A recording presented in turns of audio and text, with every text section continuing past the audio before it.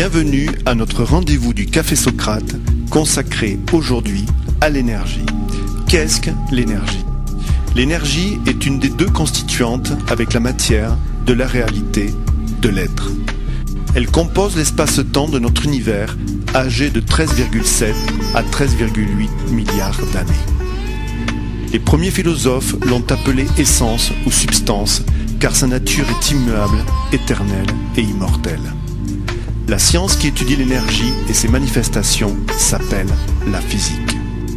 Mais quelles sont donc ces manifestations ? Elles sont au nombre de 3.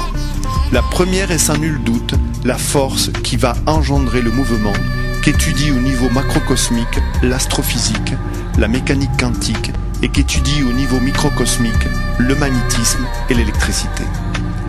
La deuxième est le phénomène de la chaleur, de la température, qu'étudie la physique thermique. Tant qu'à la dernière, elle est en fait liée à l'étude de l'énergie qui se libère de la matière, avec des sciences comme la physique acoustique ou la physique du son, la physique optique ou la physique de la lumière, et l'électromagnétisme consacré aux autres types d'ondes. L'énergie est constituée, selon le modèle standard, de 12 particules fondamentales, les bosons de jauge, classifiées et ordonnées en 3 groupes selon leur puissance d'interaction, de forte à faible.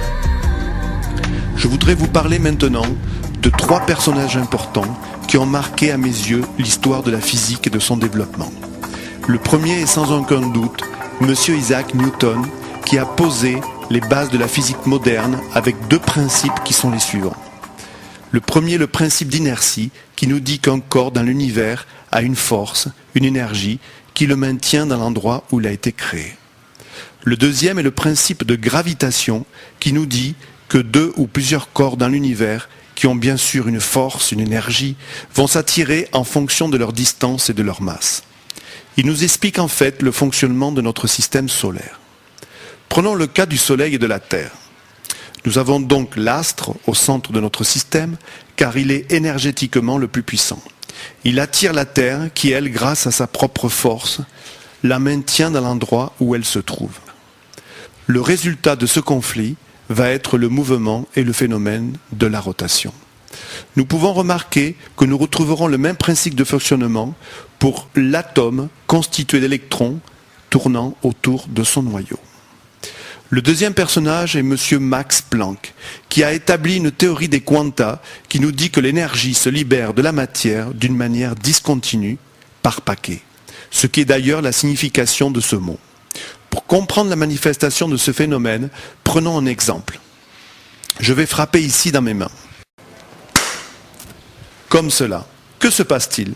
Il y a 2 corps qui se sont heurtés et qui ont libéré de l'énergie sous forme d'ondes sonores.